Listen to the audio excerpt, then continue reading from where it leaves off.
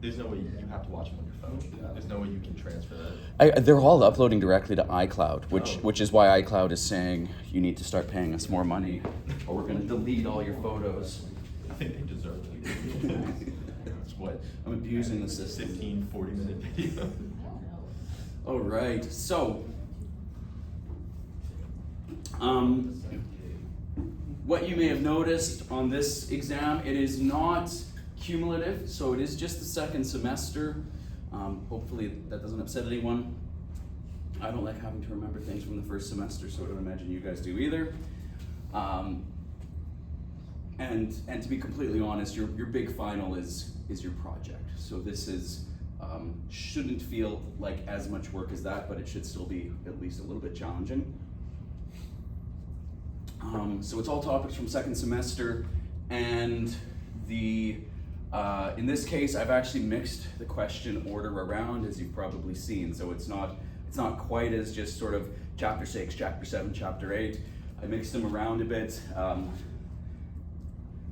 Basically, if everyone scores as well on this exam as they did on the first exam, I'm going to get fussed by the administration for having too many A's. So I'm trying to make it more challenging, but still achievable for the student who puts the work in. All right. So, what is a key reason firms pursue corporate level strategies? Someone who has the answers in front of them, probably. C. Yes. As usual with multiple choice, great way to start is just by eliminating bad answers. And really the whole issue with corporate strategy is we have multiple business units in different industries. That's the definition of corporate strategy. So good job there, Anne-Marie, Sally. In the OLI framework, what does ownership advantage refer to? C. In some places you'll see this referred to as firm-specific advantages. This is how the OLI model talks about resources and capabilities, basically. So, ownership advantages. 3, what typically limits a firm's ability to innovate internally? C. Anybody want to say why that might be true? I mean, kind of. It's the only one of those that's internal. Good, yeah, local suppliers, that shouldn't, yeah, this question specifies internally. So, yeah, there's a pretty good case for just eliminate the ones that are logically contradictory.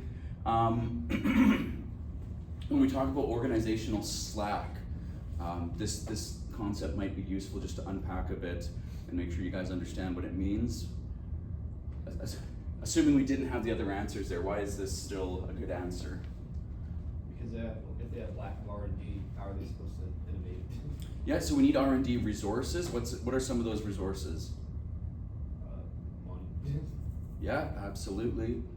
I think for some of you guys, I know there's some companies here, might have been some of the automotive companies, where when that bottom line is suffering, there's not enough to do R&D, and you can kind of enter into a negative spiral where you're not making enough to innovate and perform that R&D, and because you're not doing the R&D, you can't get the new products out, which means you're not making enough, and things can really go bad quickly. So the other thing that's encompassed in this idea of slack, how does it describe it?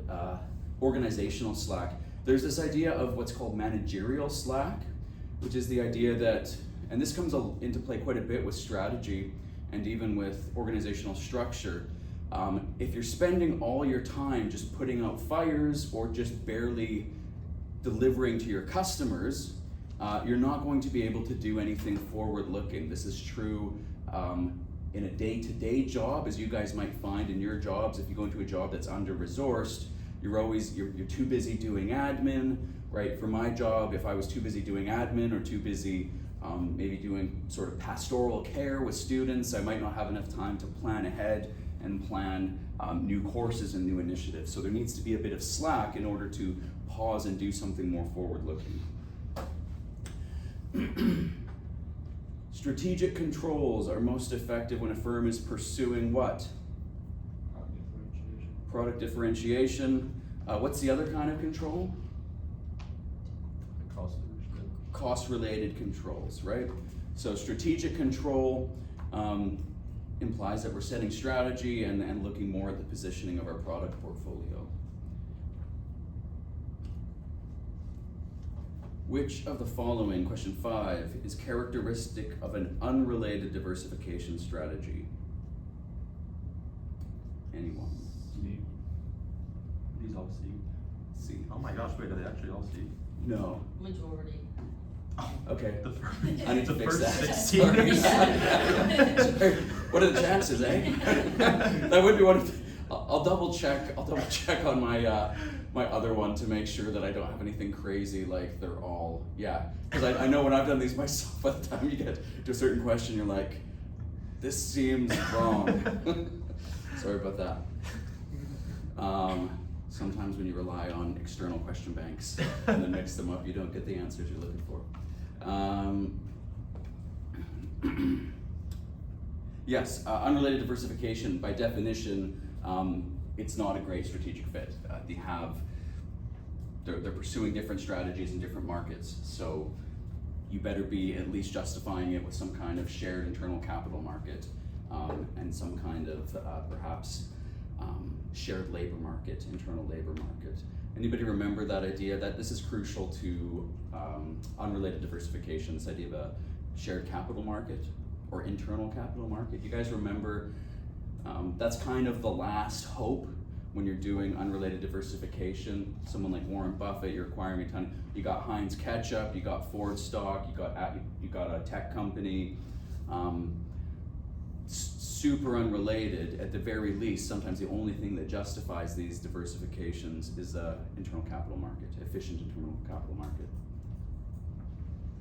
Right. The idea there is that because you have access to complete information and you're not trying to get information from, say, a competitor or a company that is only disclosing what they have to legally, you can make more efficient allocation of capital. So think of your BCG matrix. You can take money from your cash cows and invest it more efficiently in your question marks or your stars because you know which is which, because you have full access to information and can get information that you want. So that's this efficient internal capital market. If these companies were going to a third party, right, transaction costs. If you're going to the market, you'd be incurring transaction costs that would raise your cost of borrowing. The bank doesn't know what they don't know. They don't have complete information. They don't know what you're hiding from them. So that raises your cost of borrowing, which theoretically you can get rid of or lower it in an internal capital market. Number 6, what is a common motive for efficiency-seeking internationalization? Access to low production factors. Yeah, kind of in the name there. What would be a common low-cost production factor that you might seek out through efficiency-seeking FDI? Outsource. Yeah, outsource. So one of these is sort of the stereotypical case. The stereotypical case of efficiency-seeking internationalization is we're going to move things to China because what is cheaper there? Labor.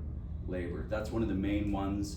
Sometimes it might be for tax efficiencies. That could be one as well. If you're a finance company or a crypto company, so you decide to move your head office to the Cayman Islands, that could be similar. I'm not sure if we get into this, I can't remember on the practice, but you need to know this. This relates to Dunning's motivations for FDI. This is one of them, efficiency seeking. Does anybody remember what the other 3 are? Or even anybody want to try to shout one out? Do you remember what we call it if we're looking for new customers? They all end with seeking. Oh, is it one transactions? Like it's something to do with transactions? Different concept. We're talking about internalization. Is it like Also related to Dunning, but not on this concept. profit seeking? No? Market seeking. Yeah, so market seeking, efficiency seeking, Is it asset seeking? strategic asset seeking, and resource seeking. Now remember, resource seeking and strategic asset seeking are kind of different. Resource seeking is we're looking for inputs. I'm an oil company or I'm an EV company, I need access to lithium for batteries. That would be resource seeking. Strategic, and it's strategic asset seeking, not just asset seeking. Strategic asset seeking is this idea that some companies will make foreign direct investment in order to acquire skills and resources. I'm a, I'm a biomedical startup from India, so maybe I make some foreign direct investment in the Boston area so I can hire some really good medical researchers and get that knowledge, or I acquire a small biotech firm in New England.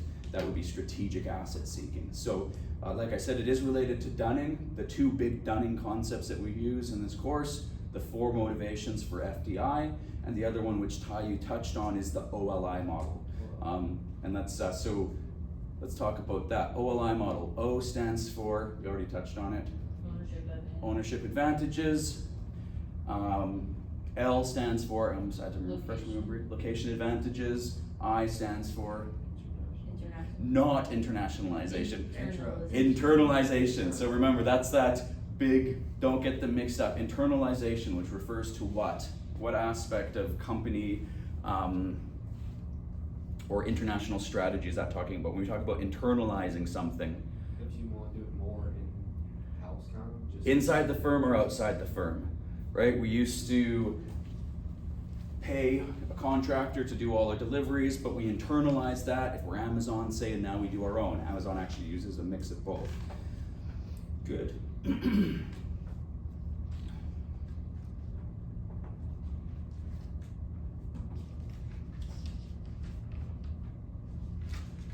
Question 7, firms in fast cycle markets are likely to pursue which strategy? innovation alliances to reduce Yeah. Why do you think so? Or what might be a reason that they would seek alliances? Because of the fast cycle, they already have uncertainty, so to try to lower uncertainty, they won't like cooperate. Yeah, I mean, and so Caleb, Altria, you guys had, I think, a good example of this. Do you remember one of your companies was doing a joint venture? Yeah, to innovate in what product? Yeah. So basically the idea here is that if it's a short product cycle, you kind of, if you don't get in there quickly, you're going to miss the boat. So if you pool resources together, that can reduce uncertainty and hopefully increase, you know, it's kind of like, it's not quite a lottery, but it's kind of like going in with a few more people on the lottery. It increases your chances that you're going to hit a successful innovation or product, especially if you're a smaller company competing against a large incumbent. So, and that's the idea of this fast cycle market, right? Think of cell phones, think of computer processors would be a very fast cycle market, right? 1 year product cycle before you're moving on to the next iteration. 8, which of the following is a benefit of cross-border strategic alliances? C, I think pretty self-explanatory. The idea there is that when you're expanding internationally, if there's a lot of cage distance to be crossed or traversed, it can be very helpful to have a partner who already has access to the complementary resources you need, can already navigate maybe a different legal environment, can access the culture if it's a heavily culturally embedded business environment. Some North American business is fairly anonymous or anonymized.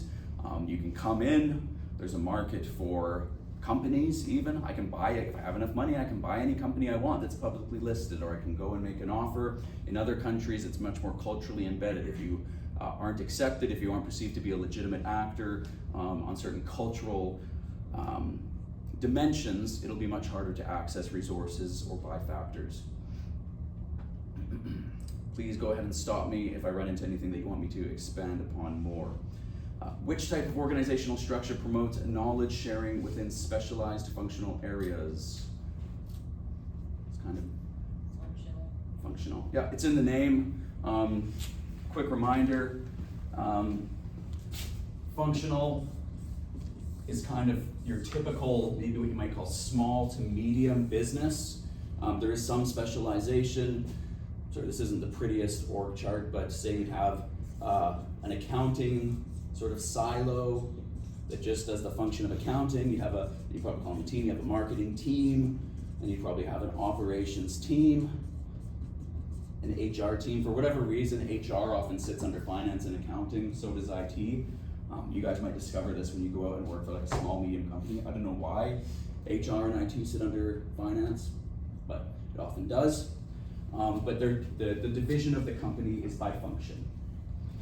And that can be very effective for a certain size of company.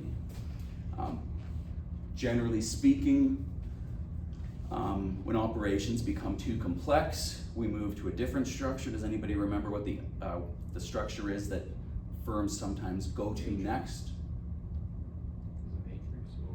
Matrix is kind of a weird hybrid structure, often related. And Apple uses a functional structure with a matrix. Divisional structure, right? So divisional structure, we're dividing our company up now, not by function, but by product or market.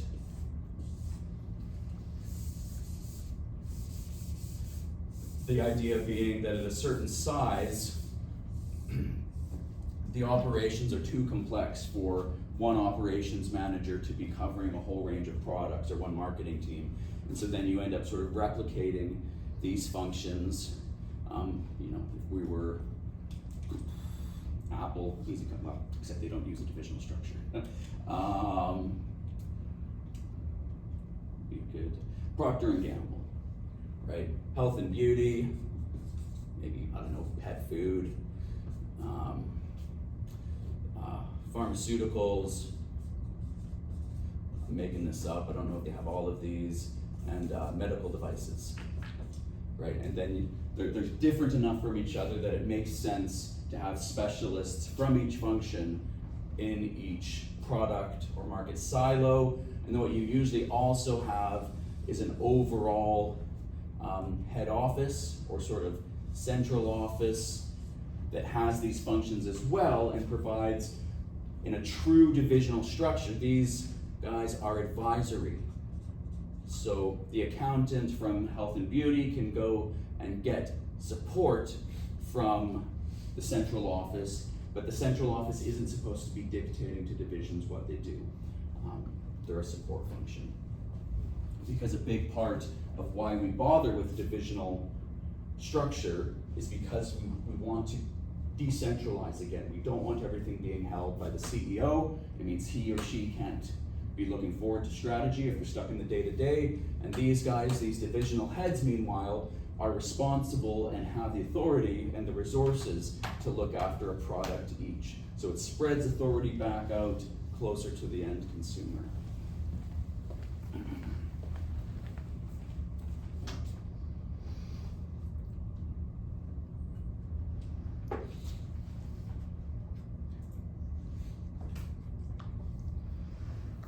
All right.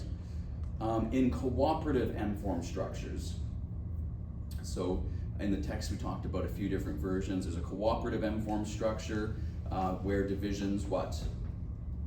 Work together. Yeah. Collaborate. So in the text we make distinction between cooperative, linked. I think the other one, I'm gonna have to look it up. I don't have the textbook with me. Yeah, so there's one that basically the idea is you're competing against each other. There's one that's you're cooperating and sharing resources. And then there's one, as you might imagine, that's kind of halfway. I think it's linked, but I can't remember if that's what they call it, so I apologize. But varying degrees, basically the scale or the dimension there has to do with how much resources are shared across your divisions.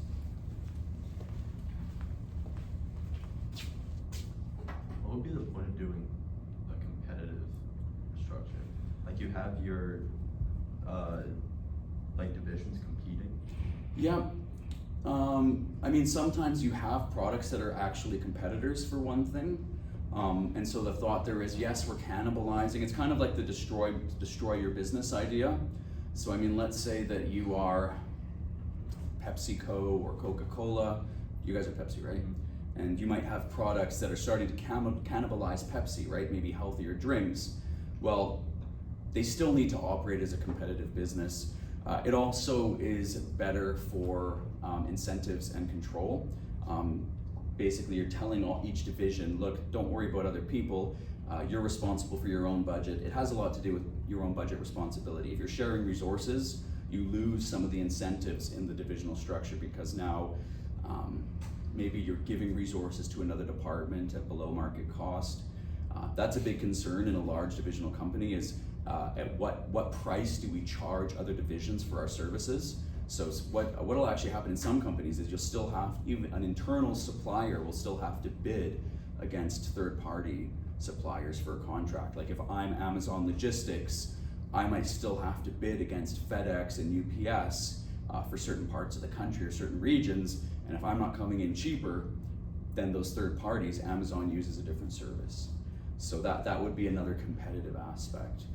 I'm trying to think of when you would rely on one more than the other. Again, I think when it's consumer focusing, it matters more that you're being competitive. Maybe if it was more devoted towards research and innovation, you'd be more willing to share resources across departments.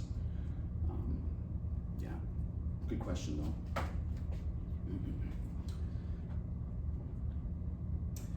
What is a key challenge of implementing M&A strategies? This would be the biggest challenge according to most managers who've done M&As. If you remember Rusty talking about it. C, yeah, integration and culture clash. Sometimes it gets referred to as different things, sort of management style, corporate culture, but that's definitely the big one. And of course the other answers are kind of Good names. yeah. We don't Too want few too regulatory much. hurdles. We tried to make it work, but there just wasn't enough regulation. I hate synergy. Somebody will get it wrong. 12, which factor in Porter's Diamond refers to the availability of skilled labor and infrastructure? Factor conditions. Sorry? Yeah, it's factor conditions. Factor conditions, yeah. Do you guys remember what we use Porter's Diamond for? It answers a specific question. It's not really an assessment tool. Value creation, right? Porter's Diamond, he came up with it to answer the question, why do some countries excel in certain industries? What causes a country to excel in certain industries? You might see it sort of adapted to what makes a country good for investment in a certain industry, but he was really just answering that question, what makes a country excel in certain industries? You have to have factor conditions, right? You have to have the resources. If we want to be the leading country in producing high performance microchips, well, we're going to need a highly skilled workforce. We're going to actually need a fair bit of capital or access to capital. Let's look at the other two aspects there, or sort of the other three. Demand conditions, right? Demand conditions, Porter would say you need to have high local demand, otherwise that industry is not going to grow in the first place. And he was really basing this on looking at the Japanese automotive industry, saying, why did the Japanese automotive industry come and take our lunch here in the USA? And he said, well, they had good factor conditions, good access to capital, good access to highly skilled labor, they had good demand conditions, it was a fairly wealthy and increasingly wealthy middle class market that was buying a lot of cars, so they were able to scale up at home before they moved abroad. Competitive rivalry, this sort of contradicts our Porter's 5 forces analysis. If we're looking at what makes for a competitive country in a certain industry, he would say you want high competitive rivalry. If all we have is the one state car company, we're going to get crummy cars. If we have a lot of government intervention that's decreasing competition, we're not going to get as good as we could be. So he actually thought in terms of national competitiveness in an industry, the more competition, the better. Japan had a number of highly competitive companies before it came to the USA. It wasn't just like Russia that had its one state car company called the Lada that was kind of a meme car before there were meme cars. And the last one there that I have, just going to touch on, related and supporting industries. There are certain industries, especially now, the more complex your industry is, probably the more you're going to be reliant on related industries. One of the things that we're seeing with this tariff regime, I don't know if you've been watching the news, but I'll give you my off the record, well, it's not off the record because it's going to be on here. I think a lot of the tariff policy is a sop to the unions. automakers union, steel union, these are very powerful political actors, and they did all kind of switch just before the election. They were all, the unions have been traditionally Democrat supporting, and they all switched Republican. So it wouldn't surprise, and they all support tariffs because it reduces competition and increases wages. But one of the things you're seeing now is that all the American auto manufacturers are coming. So if anybody should be winning in this tariff war, if auto and steel aren't winning and saying this is great, there's no winners. And that looks like, to some extent, that's what they're warning is happening. Ford has slashed its outlook, GM has slashed its outlook, and a big part of that is because of the reliance and the need for related and supporting industries. What are the value creating activities or the value adding activities happening in the US? It might be just related to R&D on the one side, assembly on the other, and sales, but there's a bunch of complementary related industries related to parts manufacturing, machining, kind of the companies that make the machines to make the parts, that isn't here anymore. And so they're saying, hey, we're about to get hit with tariffs on all these, so they've all been slashing their outlooks. Now, part of that might just be them trying to put pressure on the government and a form of lobbying to say, don't tariff the stuff we're buying, and that's usually what you see in the tariff regime is everybody wants tariffs on their customers and nobody wants tariffs on their own inputs, right? And so that'll end up, if the tariff regime continues, you'll see all sorts of complicated rules so that the car manufacturers don't have to pay tariffs on their inputs, but the customers have to pay tariffs, but then US Steel will want tariffs on their stuff, so it should get interesting. But anyways, related and supporting industry is super important. If you don't have access to those, you can't be competitive. When I was doing a case study, I used to teach a case study on Ducati, and one of the things that's super interesting about the north of Italy, can anybody think of any other nice vehicles that come from the north of Italy besides Ducati? Ferrari, Lamborghini, right? Every beautiful, desirable car you've ever heard of. And it turns out there's also a huge hub of supporting industries all in North Italy that make the parts, that make the machines for really high spec manufacturing. Good. Major benefit of the OLI model is, of internalization, yeah, sorry, that makes more sense. Major benefit of internalization in the OLI model, of doing it inside the company, right? You can either do it in the company or you can do it in the market. If we're doing it in the company through internalization, what is a benefit from that? You're trying to retain your control, we'll see. Yeah. Yeah, you maintain control. The other benefit that you mentioned, Ty, is theoretically reduced transaction costs. Transaction costs happen in the market. If you're internalizing it, you're eliminating those transaction costs. The flip side of that is you could be creating bureaucratic costs or managerial costs. That internalization decision basically is an optimizing decision between transaction costs of the market. I have to pay lawyers, I have to pay monitoring, I have to pay contracts, versus now my supplier is an internal supplier and he doesn't feel like working, and I can't tell anyone, I can't fire him because he works in the same company. Try and move a bit faster here. What describes a strategic asset seeking motivation? Acquiring technology or brands. Yeah, basically capabilities and high level resources. When you're distinguishing between resource seeking and strategic asset seeking, basically resources we tend to, in Dunning's model, tends to be tangible things, finance, steel, lumber. Strategic asset seeking tends to be intellectual property or processes and procedures, knowledge based. 15, a functional structure which best supports which of the following strategies? Cost leadership. In theory, a functional strategy is very good for economies of scale. It's deeply specialized, right? That's the whole point.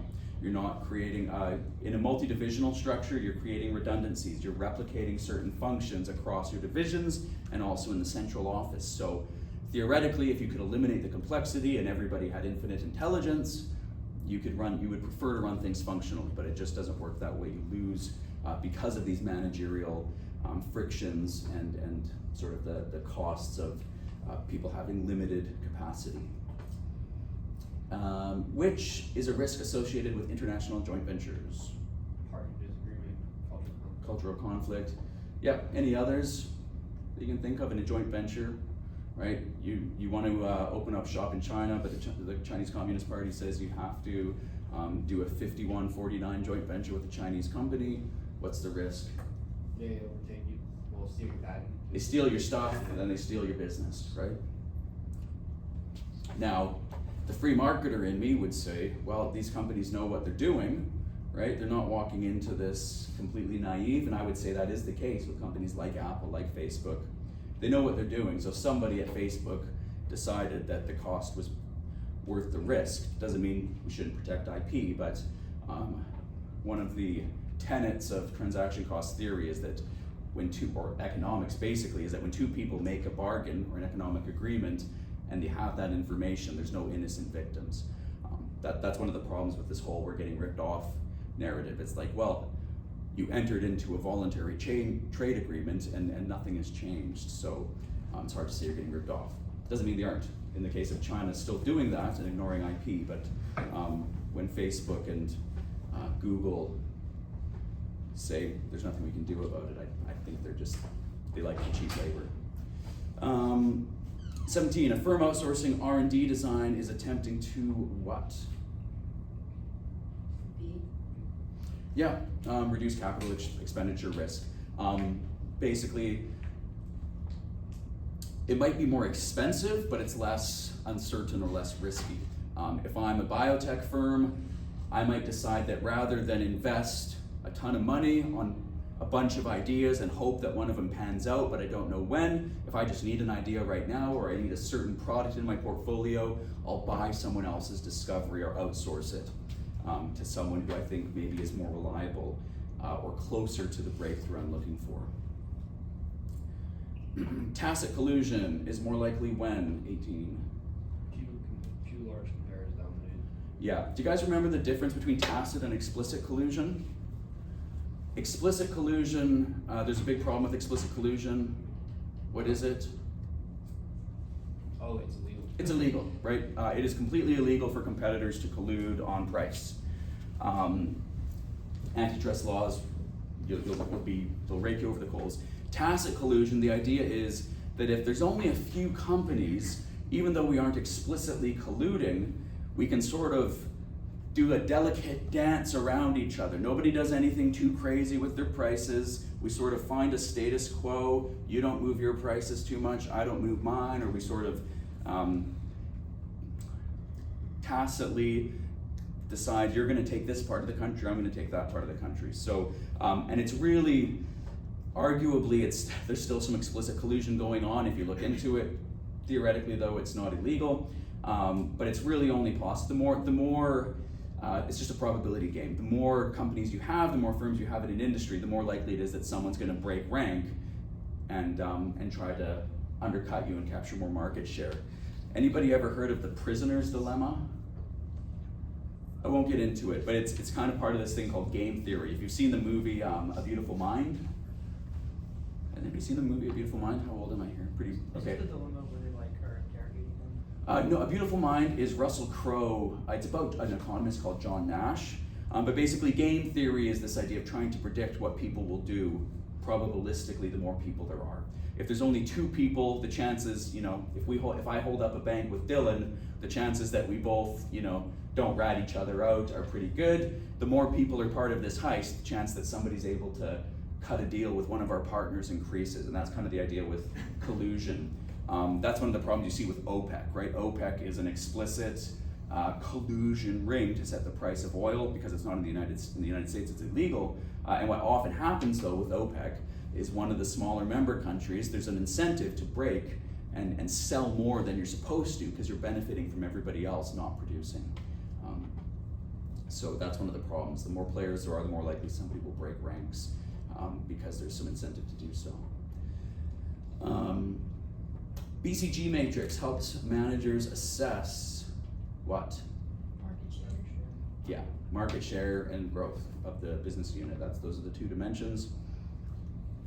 20, when does vertical integration offer advantages? Oh, when transaction-specific investments are common. Good, yeah. This goes back to Oliver Williamson and the whole idea of transaction cost economics. And basically he said that transaction costs increase, I think it's three things. Right, it is three things. Bounded rationality. These are the three assumptions of transaction costs. Bounded rationality. Traditional economics assumes that everybody has perfect information about the whole market and all the prices. Transaction cost economics says, actually that's not true. There are things called search costs that increase the cost of a transaction. It's not, basically transaction costs are inefficiencies in the market. Bounded rationality causes inefficiencies in the market. Opportunism causes inefficiencies. So bounded rationality, people have limited brain power and have access to imperfect information. That increases the cost of market transactions, transaction costs.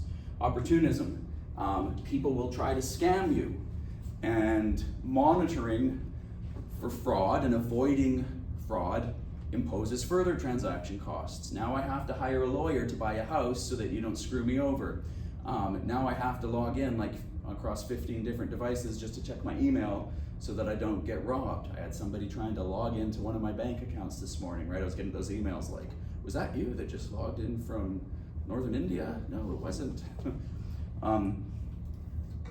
Opportunism increases transaction costs. The definition of opportunism, according to Oliver Williamson, well, the one he adopts from someone else, is self-interest seeking with guile. So self-interest seeking is assumed in every economic model. You're going to do what's in your best interest, but with guile, guile being deception. And then the last one, the last thing that increases transaction costs, and it's kind of related to the other two, but asset specificity.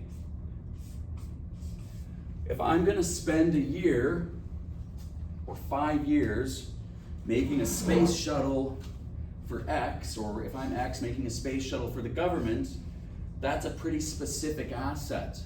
Or maybe if I'm opening a mine is a really specific asset. What do I mean by it's specific?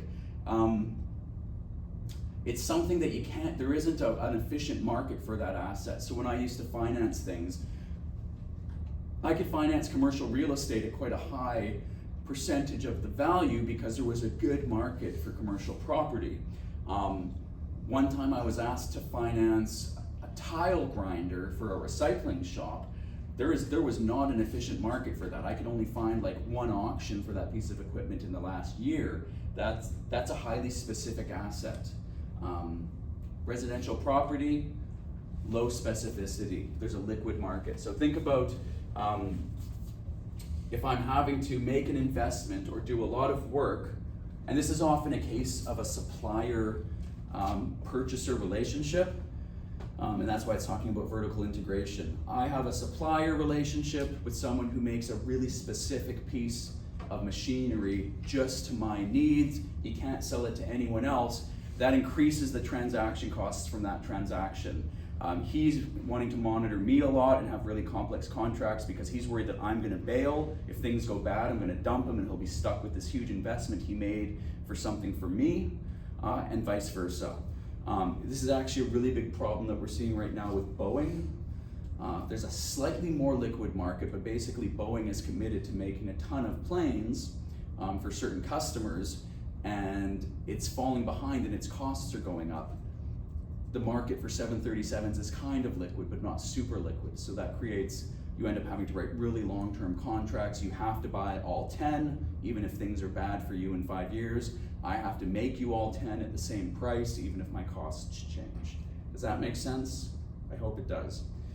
So basically what can sometimes happen is that if you need a really specific input that creates a bit of a hold-up situation between you and your supplier, or a bilateral dependency between you and your supplier, oftentimes, eventually it just makes sense to integrate with each other, which is what Apple did with its chip maker. Or rather, it vertically integrated into chips. A benefit of being a late follower is, ability to imitate successful innovations. And a big part of that is that you have more information, basically. Being a follower as opposed to a leader means the dominant technology or the dominant architecture might have already emerged. You don't need to worry about, you're not still trying to figure out what's going to be the dominant technology, say for HD DVD. If you're the follower, you can see what's happened. Let's say that you're a third party like Acer or someone, you're watching Sony and Toshiba battle it out between HD DVD and Blu-ray. One of them wins. Okay, I don't have to be Toshiba and lose a bunch of money on a losing technology now. I'm a follower. I'm just going to make the Blu-ray because that's what emerged as the champion. What characterizes an operating organization over an innovating organization? Yeah. Basically, there's a focus on, when you're talking about strict operations, usually you're talking about a focus on costs. If you're trying to be an innovative organization, you're going to have a flatter hierarchy and you're going to be emphasizing creativity. If I have to wait 3 weeks for someone at like at Nichols here, some decisions have to be made. Actually, funny story, maybe, not if you're the clockmaker. I tried to fix this clock and set the time on it, and I broke it. I was also told that all the clocks at Nichols are set centrally by some company that doesn't exist anymore or something. So like that's sort of like that. This would be rigid hierarchy, cost controls, versus in a more innovative organization, hopefully you can just change the clock yourself, right? Were they paying someone? Yeah. Yes. Oh, the state is so wasteful. We need some, You're so- we need some Doge. I'm about to say that. Oh, we need some big time Doge. It's like, well, I couldn't believe it. I didn't even know it was possible to have like centrally set clocks. It's just, I mean, great work if you can get it, right? I bet the company that made them, charges $100,000 a year to have a Python program that changes the clocks. Yeah, but company name was probably laughing when they signed that. Oh, it just kills me. I just couldn't believe it. You didn't hear it from me, but I did break that clock. I did him the favor. I was like, I was trying to be helpful. Which type of cooperative strategy is often used to respond to uncertainty? It's kind of in the name. Uncertainty reducing alliance. Often to do with innovation or certain products or access to resources. But these are the three. Remember when we talked about partnerships and alliances. Competition reducing alliance, which is kind of illegal. Complementary alliance, where maybe we have products. I make popcorn, you're a movie theater, it's a match made in heaven, it's a complementary alliance. Uncertainty reducing alliance, again, would be maybe one like the Altria one with Japan Tobacco. Let's reduce the uncertainty of our research and hope to try and find a competitive product in this space. GE McKinsey Matrix evaluates businesses based on what? Oh, industry attractiveness. And business strength, yeah. Defined by who? Defined by him. The person making the analysis, right? That's what makes it such a flexible tool. BCG just says market growth, market share, right? Market growth is how attractive, market share is our strength. GE McKinsey says, well, you guys decide. And as we've seen in some of the presentations, sometimes you use different metrics for different industries in your portfolio.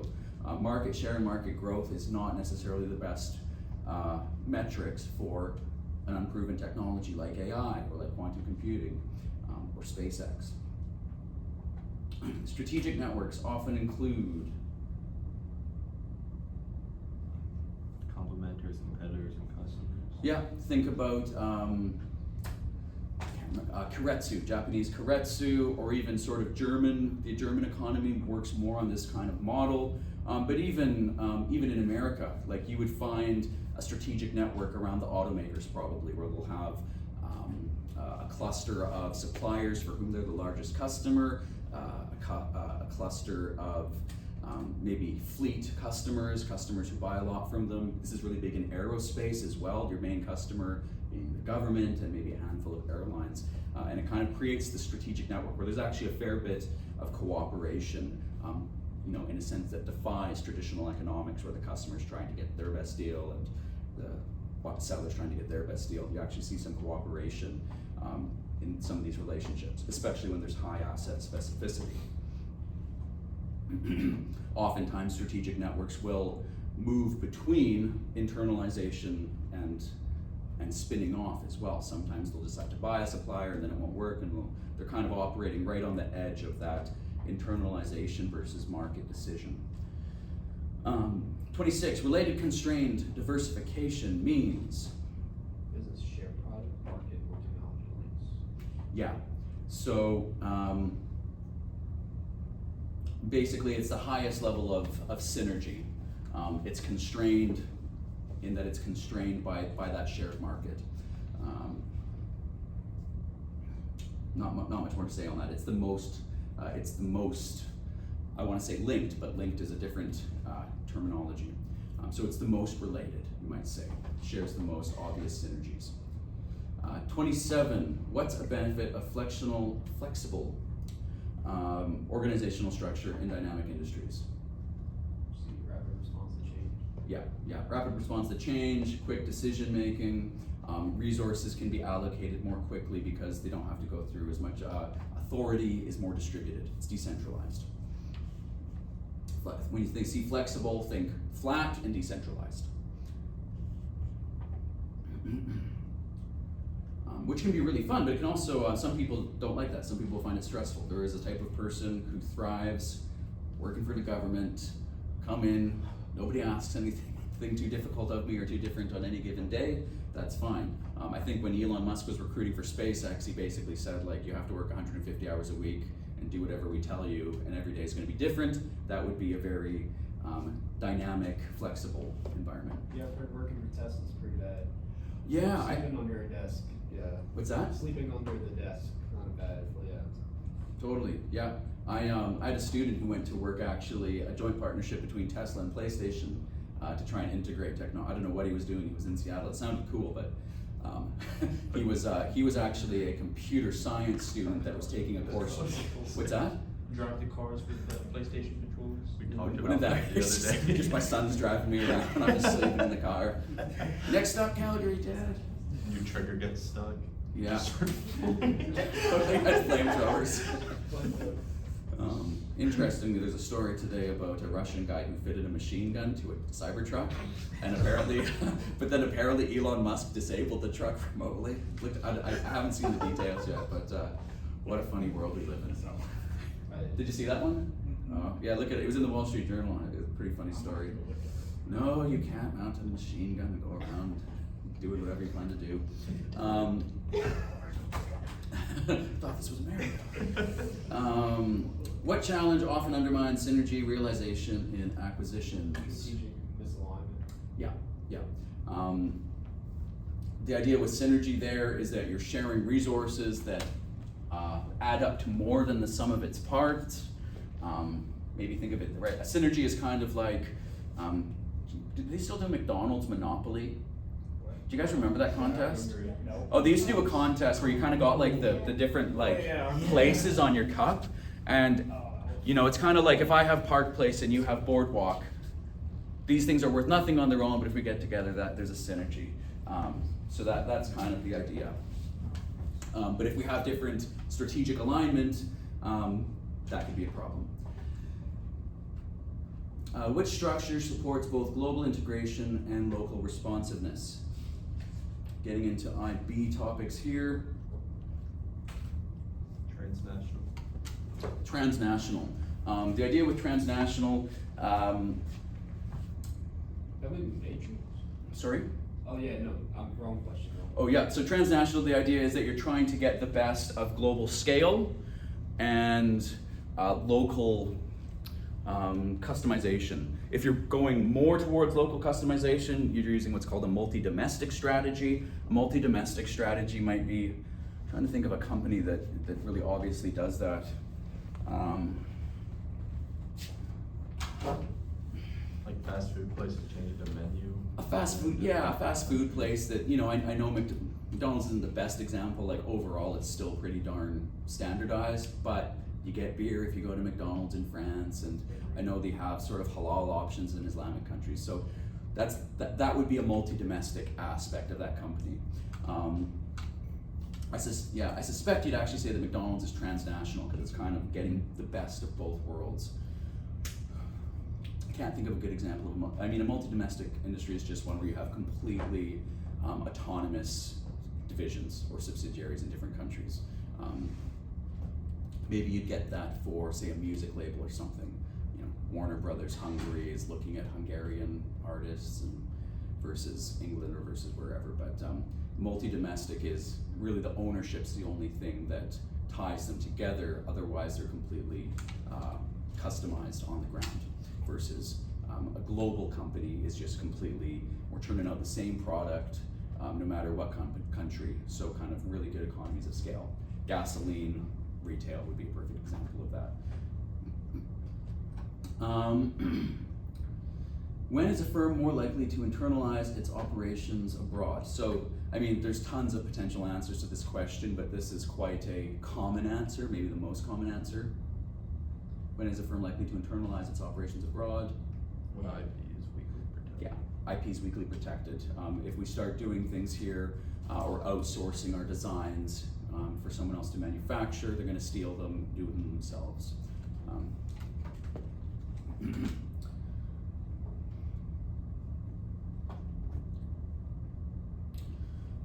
What role does the board of directors play in corporate governance?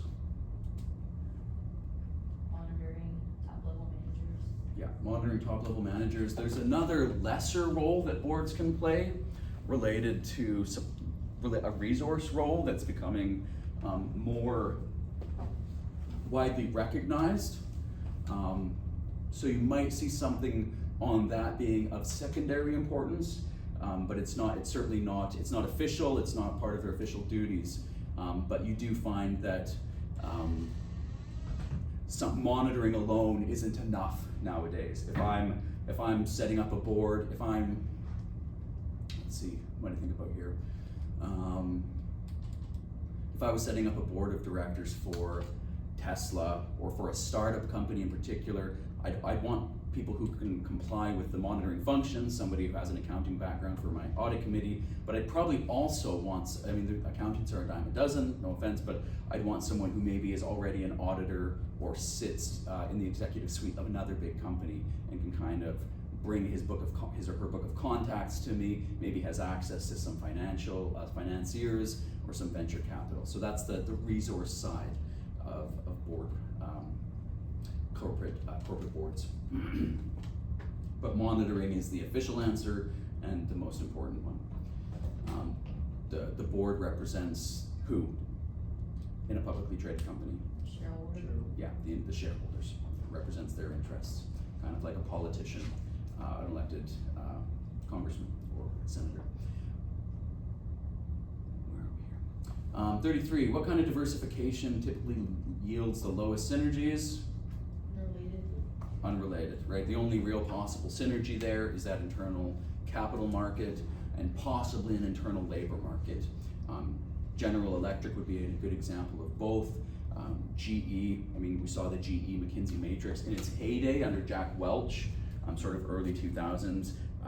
GE's greatest strength was believed to actually be its managers. It had the best, it recruited and employed the best managers. They operated a very diversified portfolio of businesses or business units, and they were able to they ran an efficient internal labor market. They had really good managers, they knew what the strengths were, and they were able to allocate managers between different unrelated business units and achieve some synergies that way, but that's about it. 34, what kind of industry benefits most from national differentiation? So it gives you some different options here. Financial services. Yep. So in financial services, you're getting all those different aspects. And does everybody remember, I've already mentioned it once, so hopefully it's pretty fresh in your memory. We talk about cage distance. What does this acronym stand for? Cultural. Administrative, so this would be things like law, regulations. So government would be here. This is actually just the old school distance, right? Just good old fashioned geographic distance. And this is economic distance. Maybe we don't have as much purchasing, our citizens don't have as much purchasing power, so there's a high, our products, we're target, and we're going to a third world country like Canada, and nobody in Canada can afford, our products, so there's some economic distance to be crossed.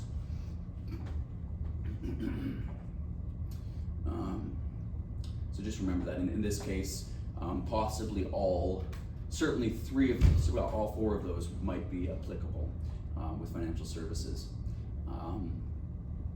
Now, cement is still something you might not want to export or would be a sheltered industry, but that's not because of differentiation. Why does cement tend to be localized? It's transport.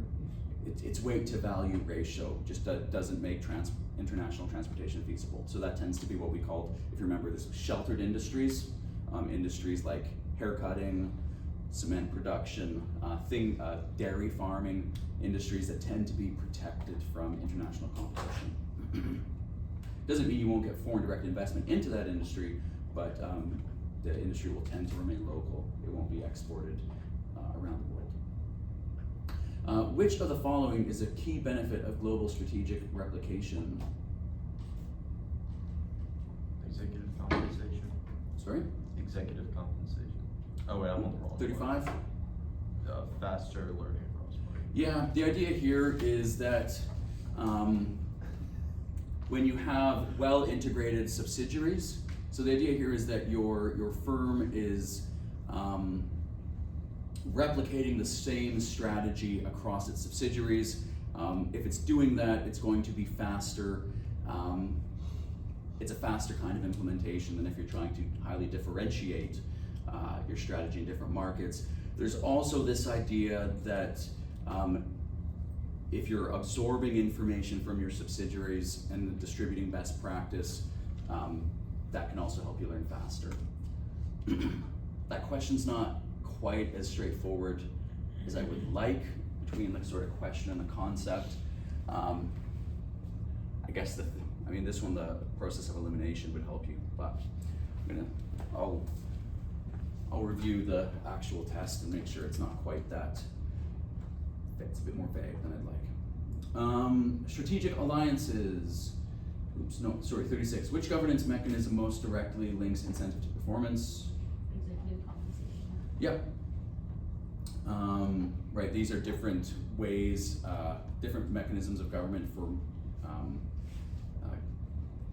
governing a firm. There's internal and external ones. Externally, you have a market for companies.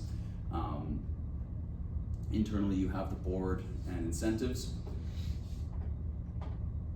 And performance compensation links them directly. Strategic alliances often fail due to C. Yeah, it's always going to be something related to agreement with the partner, generally speaking, or some problem or misalignment between the focal firm and the partner. The focal firm just being whatever the firm is that we're talking about, kind of in the first person. What is an example of a low commitment international market entry? Licensing. Yeah, licensing is basic. There's only one really lower commitment market entry strategy, which is, what's the lowest form of commitment? Straight exports, right? But licensing is slightly there's a long-term contract involved, but other than that, fairly low level of commitment. If you remember, in the international business slides that I used from that other textbook, there's a great chart in there that shows level of formality versus level of commitment. This would be on there. A fairly high level of formality because there's a legal contract, it's pretty clear, but a pretty low level of commitment in terms of resources. Right, here's that multi-domestic strategy we spoke about. Multi-domestic strategies emphasize what? We skipped that, did we? Yeah, 39. Oh, did I skip one? Yeah. Oh, sorry, sheltered industries. Sheltered industries typically, Low tradability and high local adaptation. yeah. So cement, low tradability because of the weight to ratio. What's something else that would have low tradability? Something that's very market specific. Maybe think about a European lawyer. And Europe has a different codified legal system that's very different from the American one. That would be sort of a sheltered industry. Even I think lawyers in Louisiana have kind of a bit of a sheltered industry because Louisiana has a different things. Quebec in Canada sort of still has carryovers from the Napoleonic Code, so it's sheltered in that way. Haircuts, same thing. Funeral services. Multi-domestic strategies emphasize what? Yeah, local adaptation, basically. So if you're going to be locally responsive, you're going to have to be less centralized. You grant more autonomy to your regional subsidiaries to make decisions quickly and adapt things to their customers as they perceive those needs. 41, a company acquiring a competitor in the same industry is pursuing what? Horizontal acquisition, yeah. Basically, and what do you think one of the main reasons to do that would be? In your own words, why might you try and acquire a competitor in the same industry? Less competition. Yeah, decrease competition, increase market share. There might be some strategic asset seeking involved as well, but by definition, you're going to decrease competition and increase market share. What outcome is most associated with poor merger, post-merger integration? We skipped 42 too. Oh, did I skip 42? Thank you. Oh yeah, that's an important one too. Which structure has the highest potential for role ambiguity and conflict? This is matrix. Matrix, yep, I can attest to that. You have two bosses, they're both asking you for different things. One of them signs your annual review, one of them is the person you've been assigned to work with all day, and neither of them are talking to each other, so it can, if it's not done well, it can be really problematic. Do you guys remember why they call it matrix management? Because it's like, there's the top, like your boss, and then there's the y-axis with the other, like divisions or whatever that are telling you what to do. Yeah. And so they cross. Yeah, it's kind of a way to try and get the advantages of a functional and a divisional organization at the same time. If you don't do it right, I mean, it's a play to use resources more efficiently, but if it's done badly, as Caleb described very well, it's quite unpleasant. So sort of usually you'd see it in not always, but oftentimes you'd see it in something that looks like a functional structure, finance, HR, ops, marketing, and maybe you have projects for which you have matrix structures. So, I don't know. This would be applicable maybe at Apple. You have wearables, kind of cutting across, taking someone from each side. You lose someone? Or is that just a random? No, the door just keeps opening and closing. Yeah. Oh, interesting. Wearables, Mac, iPhone, whatever, right? And so it does create this, so you have your matrix managers here, your functional heads here, and your kind of, here you are with in HR, with your head of HR and your head of Mac product. So obviously some potential for role ambiguity. 43, what outcome is, yes, sorry, I jumped ahead to this one, that's why it sounds familiar. What outcome is most associated with poor post-merger integration? Yeah, that's where it starts to show itself. Again, if you have friends who've been part of a merger and acquisition, what tends to happen is people start like rats jumping off a sinking ship. People start leaving very quickly. It's often, and oftentimes what you'll find is that maybe somebody's gotten word of a potential merger. If you remember Rusty talking about how you try and keep it as quiet as you can, because the risk is that if it gets out, everybody freaks out, people start leaving, and it sort of destroys the merger before it even happens, but it can happen afterwards as well. Which of the following is a source of agency costs?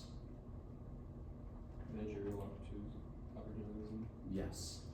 Agency costs, if you remember, it's because of this idea that you have a principal and you have an agent. The principal owns the company, hires the agent to manage the company for him or her, but the agent, their incentives are not aligned.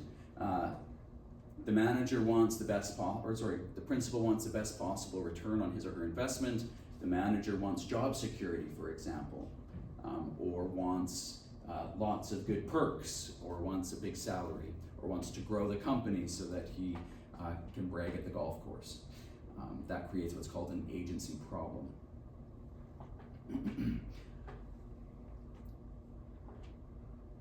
Which type of control is primarily financial and quantitative? Financial.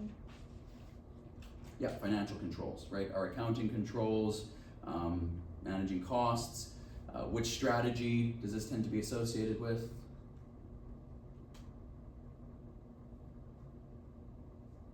We said that strategic controls are more associated with differentiation. Just cost leadership. Cost leadership, yeah. But almost by definition, right? We're monitoring costs. Why might a firm license its technology abroad?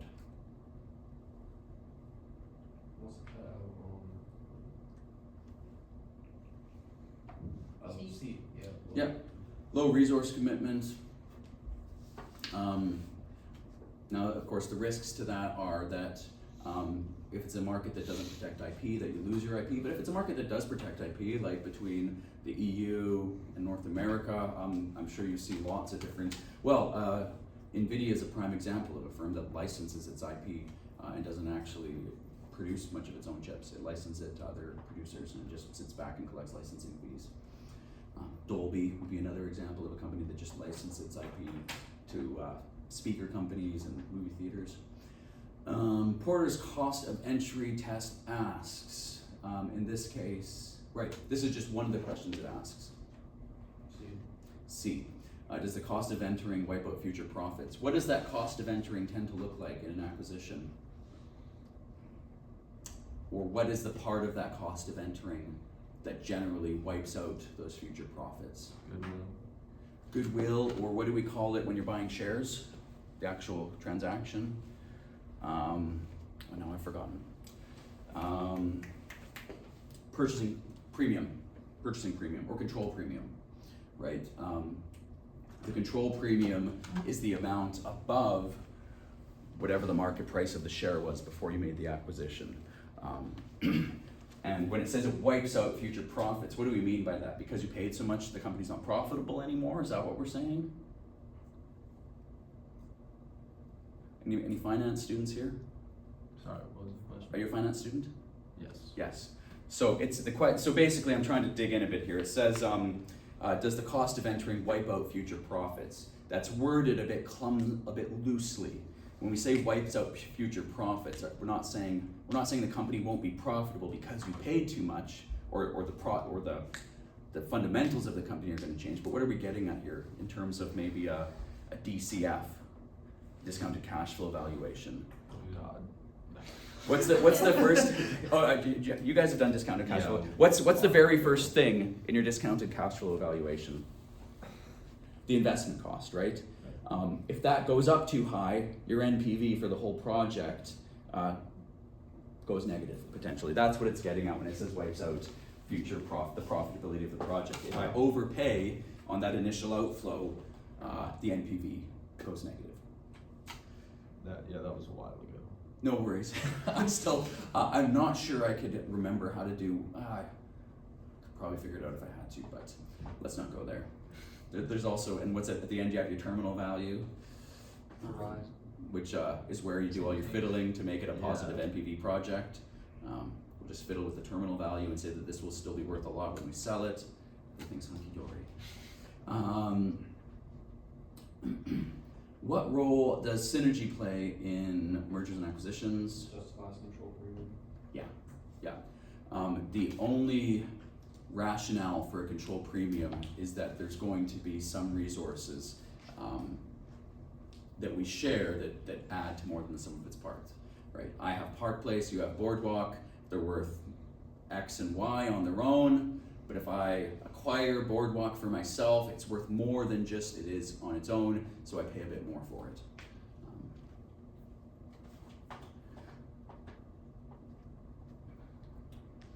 What defines economies of scope? Cost savings from shared activities across multiple projects. Yeah, this idea that it's not, it's distinguished, we distinguish it from what? What's the other kind of economy? Scale. A scale just refers to decreasing marginal cost because we're spreading a fixed cost over more units, usually a result of increasing the amount of capital and less labor, right? Labor is a marginal cost in theory. Capital is a fixed cost. If we have a large fixed cost, but we can spread it over more units, each additional unit has a lower average cost. With economies of scope, the idea is that we're able to maybe apply intangibles across multiple products. What might be some of those typical intangible resources or activities that we'd apply across multiple product lines? Probably not manufacturing, because that's going to be an economy of scope question. If I produce champagne and I produce Gucci handbags, what are some of the activities from which I might get an economy of scope if I'm Louis Vuitton, Moet Hennessy? Marketing, big time. LVMH is basically a marketing and distribution company, 100%. That's where they're getting their economies of scope. I'm trying to think of any other good examples. Disney gets pretty good economies of scope from its IP, right? I can slap a Mickey Mouse on just about anything, or whatever the girl's name is from Frozen that I've forgotten now. Elsa, thank you. I can't believe I've forgotten it. The first 3 years of my daughter's life, the soundtrack was on nonstop. I can slap Elsa and Anna on a beach towel, on this, on that, and get economies of scope from using that IP. Last question, number 50. Which of the following is not a benefit associated with being a late follower in innovation? C. Easier path to set industry standards. This relates to or one of the times you really don't want to be a follower in innovating is when there are network effects. Do you guys remember why do you not want to be a follower when there's heavy amount of network effects? Because it's hard to get in, it's hard to enter into that market. What are you trying to get as quickly as possible when there's a network effect? Trust. Not quite. So this is, if you remember nothing else from today, network effects are things that the value increases the more people are in the network. Facebook, if I'm the only person, if it's just Mark Zuckerberg, not a terribly valuable company. Facebook with 6 billion users, pretty valuable company. Cell phone, computer operating system. If it's a really janky, right? Microsoft tried to come up with an operating system for phones. It wasn't highly adopted. They couldn't get a large enough market share for developers to want to produce apps. If you're developing, if you're developing a technology with lots of network effects, you want market share as quickly as possible, so you don't want to be a late follower. You want to scale up. If you're something like Xbox or PlayStation, you're selling at a loss so that you can get as many Xboxes out there as possible as quickly as possible. This seems like a great note on which to end our review session. Not great if you're about to present to me, which I think hopefully the power comes back on before then. Sean, what time are you guys presenting? 5. 5. Yeah. Where do you want us to meet? If the power's on. If the power's on, we'll go to 208. Okay. If it's not, well, we'll figure it out. Friday, where do you want us to meet? Where for the 208. White. Sorry, I said Powell 208. It's White 208. Yeah. That forgotten room.